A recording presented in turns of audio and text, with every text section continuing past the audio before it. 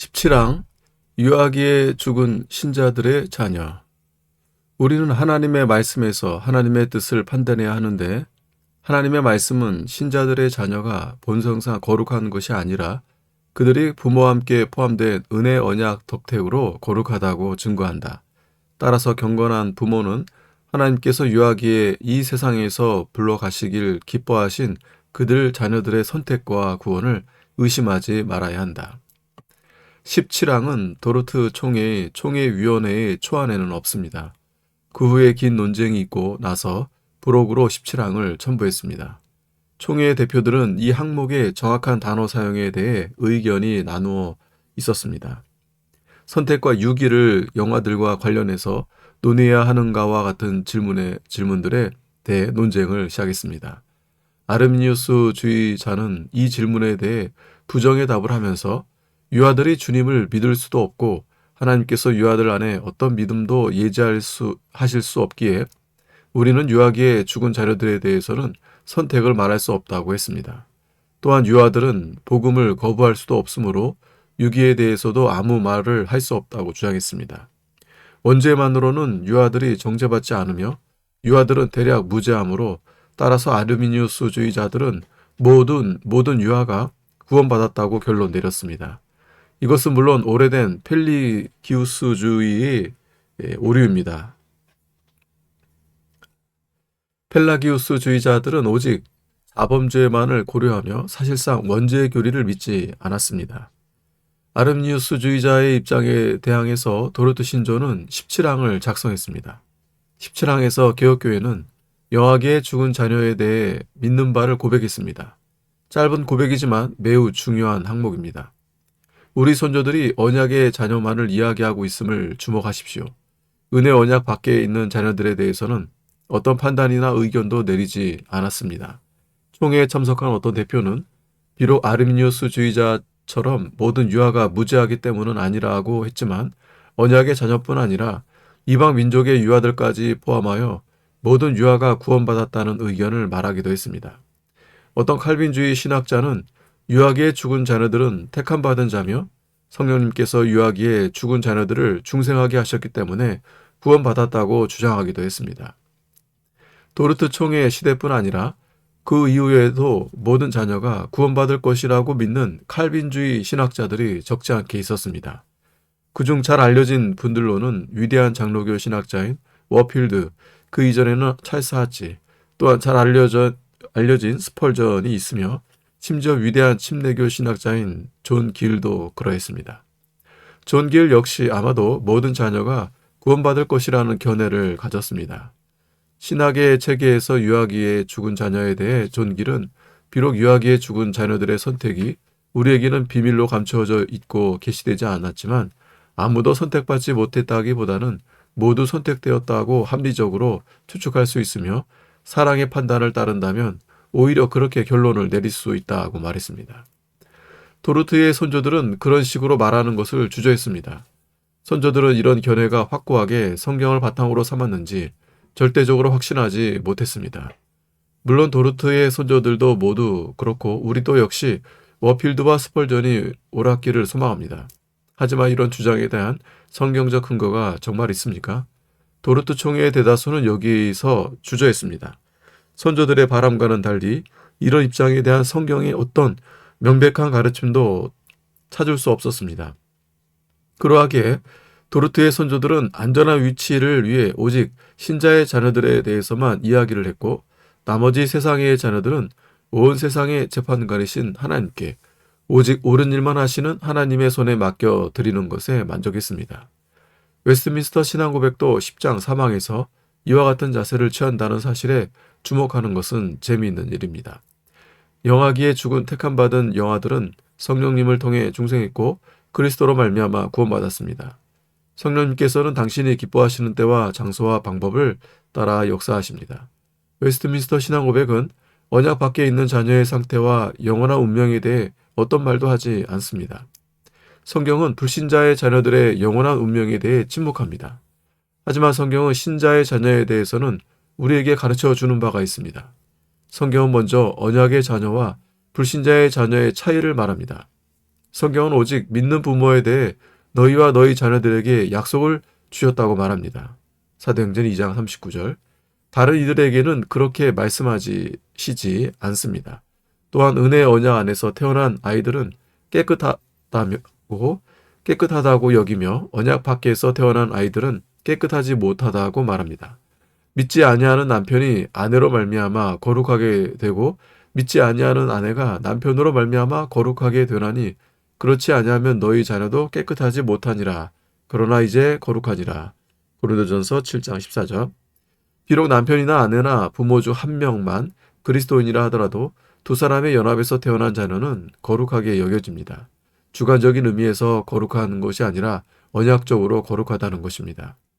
객관적인 형태의 거룩함이 여기서 바울이 의미하는 바입니다. 신자의 자녀는 하나님께 들어졌기에 거룩하며 깨끗합니다. 신자의 자녀는 세상에서 분리되었습니다. 성막과 성전의 집기들을 일상적인 사용에서 분리하여 주님을 섬기는데 거룩하게 사용하도록 드린 것처럼 성전에서 봉사한 제사장들이 비록 제사장들 중 어떤 이들은 홈리와 비느하스처럼 믿는 자가 아니었음에도 여호와를 섬기는데 드려지고 거룩하게 구별된 것처럼 언약의 자녀들을 하나님께로 양육해야 합니다. 따라서 이런 성별과 드려짐이 언약의 자녀들에게도 적용되는 진리이기에 언약의 자녀들은 다른 모든 민족과 종교에서 구별하여 하나님께로 성별해야 합니다. 하나님께로 성별된 언약의 자녀들이 모두 주관적이며 체험적인 의미에서 거룩한 것은 아니며 하나님께 성별된 언약의 자녀들의 거룩은 언약적 의미에서 거룩하다는 것을 분명히 아는 것이 매우 중요합니다. 언약의 자녀들은 모두 죄 가운데서 잉태하고 태어났습니다. 그래서 우리의 영아들도 포함해서 누구든지 거듭나지 않고는 하나님 나라에 들어갈 수 없습니다. 하지만 우리의 자녀들은 이방 자녀들이 아니라는 것을 아는 것 역시 중요합니다. 죄 가운데 잉태하고 태어났지만 우리의 자녀들은 언약의 자녀입니다. 신자의 자녀는 언약의 후손이며 이마에 복음의 약속이 표시되어 있고 인쳐졌습니다. 주님께서는 우리를 위해 완전히 신비로운 방법으로 우리의 유아들을 구원할 수 있으십니다. 우리는 성경으로 이 사실을 압니다. 태어나기도 전에 모태에서 이미 구원받은 세례 요한과 예레미야의 예를 우리는 압니다. 성령님께서는 이미 세례 요한과 예레미야를 태중에서 중생하게 하셨습니다. 우리는 이사야 44장 3절에서 다음과 같은 약속을 읽습니다. 나는 목마른 자에게 물을 주며 마른 땅에 시내가 흐르게 하며 나의 영을 내 자손에게 나의 복을 내 후손에게 부어주리니 후손에 해당하는 원어는 싹입니다. 나의 복을 내 후손에게, 내 싹들에게, 내 소자들에게, 내 유아들에게. 주님께서는 당신의 성령을 우리 어린 자녀들에게 줄 수 있으십니다. 또 우리 자녀들도 역시 믿음이 없이는 주님을 기쁘시게 할 수 없는 것이 사실입니다. 사도가 히브리서 11장에서 이런 것을 말했을 때 사도는 오직 성인에 대해서만 말하는 것이 아니라 자녀에 대해서도 말합니다. 그 법칙에 예외는 없습니다. 믿음이 없이는 하나님을 기쁘시게 하지 못합니다. 그러하기에 신앙 고백은 유아기에 죽은 우리의 자녀들이 주님과 함께 있으며 어른들과 같은 식으로 믿지는 못하지만 믿음을 받았다고 우리가 믿을 수 있다고 말합니다. 유아기에 죽은 경건한 부모의 자녀는 믿음을 발휘하지는 못하지만 믿음의 습관이 있습니다. 주님께서 유아기에 죽은 경건한 부모의 자녀들의 영혼에 습관 또는 원리, 즉 믿음의 씨를 심으셨습니다. 유아기에 죽으면 씨앗은 결코 열매를 맺지는 못합니다. 다양한 믿음의 행위로 자신을 표현하지는 못합니다. 하지만 그 씨앗은 모든 구원의 잠재력을 가지고 유아기에 죽은 경건한 부모의 자녀들 안에 있습니다. 본성상 모든 이가 죄의 원리를 가지고 있듯이 은혜로 선택받은 유아들은 옛 저자들이 부르는 믿음의 원리 또는 믿음의 습관을 부여받습니다. 17항에 따르면 그런 영아들이 영아기에 죽었을 때 경건한 부모는 죽은 자녀들의 선택과 구원을 의심할 이유가 전혀 없습니다. 많은 사람이 이 구절과 이 17항 전체에 대해 마음의 어려움을 겪습니다. 17항에 대해 마음의 어려움을 겪는 사람들은 17항을 읽는 중 경건한이라는 단어를 보게 됩니다. 경건한 부모는 자기 자녀들의 선택과 구원을 의심할 아무 이유가 없습니다. 경건한이라는 말의 의미가 무엇인가요? 왜 우리 선조들은 경건한이라는 단어를 사용했을까요? 왜 그냥 부모들 또는 심지어 믿는 부모들이라는 단어를 사용하지 않았을까요? 왜 경건한 일까요? 우리는 선조들이 이 단어를 사용한 중요성을 과대평가할 수 있지만 동시에 과소평가할 수도 있습니다.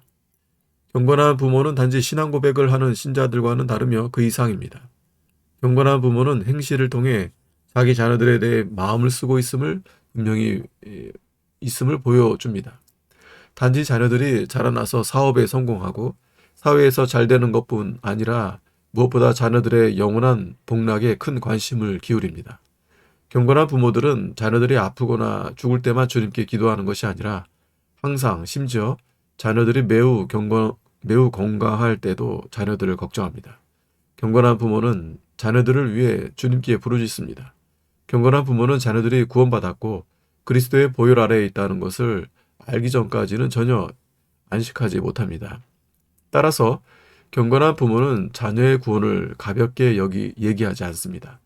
경건한 부모는 자신들의 구원에 대해 확신하기를 원하는 진지한 사람들이며 따라서 자녀들의 구원에 대해서도 확신하기를 원합니다. 물론 우리는 자녀들이 구원받는 것이 부모의 경건에 달려있는 것처럼 생각하는 실수를 범해서는 결코 안 됩니다. 그런 것은 17항이 의도하는 바가 결코 아닙니다. 우리의 자녀의 영원한 운명을 결정하는 것은 부모의 경건이나 불경건이 결코 아닙니다. 하지만 보통 오직 경건한 부모만이 이런 질문에 마음을 씁니다. 경건한 부모는 자녀가 어린 나이에 죽을 때 내 자녀가 어디 있나요? 하고 묻습니다. 경건한 부모는 사탄의 공격을 받고 괴로운 질문으로 가득 찹니다. 따라서 그 부모는 위로를 받아야 합니다. 모든 사람이 천국에 간다고 믿는 이가 당신 자녀는 분명 천국에 있어요 하고 말할 때 경건한 부모는 이런 뻔한 답에 만족할 수 없습니다. 죄와 죄책 그리고 구원의 문제에 신경을 쓰는 부모에게 그런 말이 무슨 위로가 되겠습니까? 그런 위로에 경건한 부모는 전혀 위로받지 못합니다. 경건한 부모는 성경에서 답을 듣기를 원하며 주님께서 직접 말씀하신 답을 듣기만을 원합니다. 그 주님의 답을 바로 우리 선조들이 17항에서 줍니다. 선조들은 성경적인 위로, 성경적인 위안을 그 부모에게 줍니다. 17항은 경건하며 걱정하는 부모, 자신의 구원뿐 아니라 자녀들의 구원까지 걱정하는 부모를 향해 은혜 언약의 약속이 부모에게뿐 아니라 자신들의 자녀들을 위한 것임을 지목해 줍니다. 선조들은 사도행전 2장과 또 유사한 구절들에 근거해서 은혜 언약은 부모와 자녀들까지 포함한다는 것을 보여줍니다.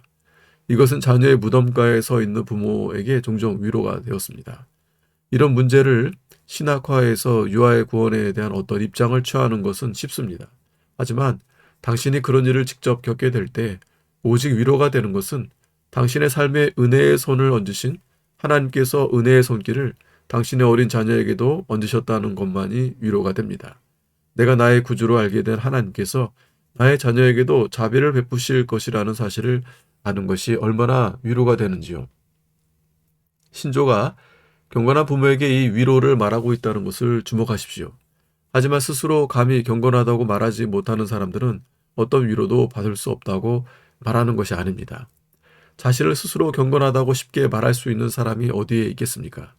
우리 선조들이 의도한 바는 오직 경건한 부모만이 자녀의 구원 문제를 심각하게 생각하고 죽은 자녀의 구원에 확신이 주는 위로를 받아야 하기에 그런 위로를 신조가 유하기에 죽은 자녀를 둔 부모에게 주려는 것이라 저는 믿습니다. 자녀들의 어린 자녀를 불러가시는 것이 주님께서 기뻐하시는 바일 때 선하신 목자이신 주님께서 자신들의 어린 양을 취하셔서 주님의 품에 안으실 것임을 알기에 그 부모는 위로를 얻을 수 있을 것입니다. 주님께서 이렇게 하시는 것은 그 부모가 경건하기 때문이 아닙니다. 오직 하나님의 은혜로 그렇게 하십니다. 하나님의 은혜가 수천대에 이르는 것이 늘 유일한 소망입니다. 믿는 부모는 이 놀라운 진리를 붙잡는 법을 배웁니다. 주님의 때에 주님의 방법으로 주님께서는 자신의 자녀들이 예수님의 품 안에서 안전하다는 것을 유하기에 죽은 자녀를 둔 부모에게 알게 하십니다. 이제 어떤 분들이 그거 참 좋아 보이네요. 하지만 많은 언약의 자녀가 자라나서는 나쁜 아이임을 드러내는데요. 하고 말할 것을 저는 예상합니다. 그 말은 맞습니다. 그것은 부인할 수 없는 슬픈 사실입니다. 교회 역사와 우리의 경험을 통해 우리는 많은 언약의 자녀가 성장한 후에 세례로 자신들에게 복음의 약속을 인치시고 언약의 자녀로 교회에서 자라게 해주신 하나님께 등을 돌린다는 것을 압니다. 하지만 그 사실이 우리가 유아기에 죽은 자녀들에 대해 한 말을 무효화하지는 않습니다. 우리는 성장해서 어른이 된 유아들에게도 동일한 위로를 적용할 자유를 가져서는 안 됩니다. 많은 사람이 그런 잘못을 했고 또 하고 있습니다. 저는 가정 중생 교리, 즉 자녀들이 스스로 중생하지 않았음을 보여주기 전까지 우리는 성장한 자녀들을 중생한 것으로 여겨야만 한다는 교리를 말하는 것입니다. 많은 사람이 자녀들이 교회에서 자라고 있다면 그 자녀들은 구원받았다고 믿어야 한다고 생각합니다.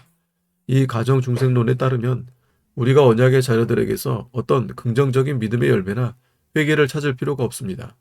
가정 중생론은 자녀들이 믿고 회개한다면 좋은 일이지만 그렇지 않다고 할지라도 우리는 여전히 자녀들을 택함받은 자라고 믿어야 한다고 말합니다. 이것은 이 항목이 의도하는 바가 전혀 아닙니다. 우리는 가정 중생론을 거부합니다. 하지만 가정 중생론의 오류에 반대하려다가 과에서 17항이 의도하는 긍정적인 위로를 잃어버려서는 안 될 것입니다. 우리 손조들은 매우 긍정적이었습니다. 토마스 멘턴은 유아의 구원에 대해 매우 흥미롭게 설교했습니다. 우리는 모든 유아가 그리스도를 믿는다고 말하지 않는다. 하지만 사랑의 판단을 따라 우리는 유아기에 죽은 모든 유아는 그리스도를 믿는다고 가정한다. 우리는 자유롭게 뜻하시는 주권을 하나님께 남겨놓아야 한다. 왜냐하면 은혜를 주시는 하나님의 자유를 어떤 가족도 자신들의 공로로 제한하는 일이 없어야 하기 때문이다. 하나님께서는 어떤 일을 택하시고 어떤 일을 내버려 두실 것이다. 하나님께서는 야곱을 택하시고 에서를 남겨놓으실 것이다. 우리는 믿는 부모의 모든 자녀에 대해 선한 소망을 가질 더 많은 이유가 있다고만 일반적으로 말할 뿐이다. 왜? 선택의 은혜는 언약의 통로를 통해 가장 호의적으로 흐르므로 그런 소망이 더욱 크기 때문이다. 멘턴이 말한 것은 네덜란드와 영국, 스코틀랜드에 있었던 옛 저자들의 일반적인 생각이었습니다. 옛 저자들은 유아기에 죽은 유아들의 상태를 판단할 때 매우 호의적이었습니다. 신자의 자녀들의 영원한 운명을 생각할 때 매우 너그러웠습니다. 자녀에 대해 너그러웠으며 반면에 어른들에 대해서는 매우 진지했고 또 매우 면밀히 탐색했습니다. 바로 여기에 멘턴과 다른 이들의 판단을 이해하는 열쇠가 있습니다. 이 둘은 서로 연결되어 있는데 부모에 대해 가장 진지할 때 자녀에 대해서도 가장 너그러울 수 있습니다. 하지만 오늘날은 많은 교회에서 신자의 영적 상태를 진지하고 면밀히 탐색하는 설교가 사라졌으며 많은 교회가 모든 사람이 구원받았다고 생각하려 합니다. 교회에 오는 모든 사람, 적당히 단정한 사람이면 모두 천국에 갈 것이 확실하다는 식으로 생각합니다. 비록 사람들이 도덕적으로 단정하지 않다 해도 여전히 사람들은 천국에 갈 것이라고 생각합니다. 아무 장례식에나 가보면 죽은 그 사람이 지금 주님과 함께 있다는 말을 들을 수 있습니다. 죽은 사람이 생전에 어떻게 살았던지 상관없이 말입니다. 이것이 바로 오늘날 교회의 문제점입니다. 모든 사람이 영광으로 향하는 길을 걷고 있다고 가정하는 그런 얄팍한 피상주의 때문에 사람들은 자녀들의 구원 문제마저도 별로 상관하지 않습니다. 만약 17항을 오늘날 사람들이 작성한다면 결코 우리의 도르트 신조와 같은 방법으로 쓰지 않을 것입니다. 왜냐고요? 오늘날에는 많은 사람에게 자녀의 구원은 아무 문제도 되지 않기 때문입니다. 하지만 우리의 도르트 선조들은 구원이 위대한 기적이라는 것을 알았습니다. 선조들은 구원을 당연하게 여겨서는 안 된다는 것을 알았습니다. 선조들은 죄가 무엇인지, 은혜가 무엇인지를 알았습니다. 우리 시대는 구원과 심판, 은혜, 자비, 죄, 모든 사람이 하나님 앞에 잃어버린 바 된 상태라는 엄청난 문제들을 망각해버렸습니다. 우리 시대는 거룩하시고 의로우신 하나님 앞에 떠는 것이 어떤 것인지를 잊어버렸습니다. 오늘날 우리는 자신의 피조물에게 해를 끼치는 것을 전혀 생각할 수 없고 따라서 모든 사람을 천국에 보내는 그런 사랑의 하나님만 알고 있습니다. 하지만 우리 선조들은 부모로 하여금 이런 영적 문제들에 진지해지도록 하기 위해 열심을 다했으며 그렇게 유아들에 대해서는 자비로울 수 있었습니다. 선조들은 설교를 통해 부모로 하여금 자녀 양육의 직무를 이해하도록 하기 위해 부단히 고통스러운 노력을 했습니다. 멘턴이 부모에게 설교한 내용을 다시 인용하겠습니다. 하나님을 경외하기를 배우십시오. 그것이 당신의 자녀들에게 좋은 것을 주는 최선의 길입니다. 우리는 모두 자녀들의 복락을 추구합니다. 하지만 당신은 자녀들에게 부와 명예를 쌓아주면서 자녀들을 저주 가운데 내버려 둘 수 있습니다. 사악한 부모는 하나님의 자비가 자신들의 후손에게 임하는 길을 막거나 적어도 은혜가 아무 방해도 받지 않고 자유롭게 흐를 수 있도록 하는 문을 열지 않습니다. 하나님께서는 악한 자의 후손이 끊어질 것이라고 종종 위협하십니다. 당신은 자신의 영혼을 해할 뿐 아니라 후손의 영혼마저도 해칠 것입니다. 당신의 불쌍한 자녀를 위해서라도 하나님을 경외하기를 배워서 당신의 자녀들을 하나님의 진노와 분노 가운데 내버려 두지 않도록 하십시오. 하나님께서는 자신의 영혼을 방치한 것뿐 아니라 자녀들을 방치한 것에 대해서도 당신에게 책임을 물으실 것입니다. 하나님의 은혜가 자녀들에게 임하도록 문을 열지 않은 것에 대해 당신에게 책임을 물으실 것입니다. 멘턴의 설교와 오늘날 설교의 차이가 보입니까?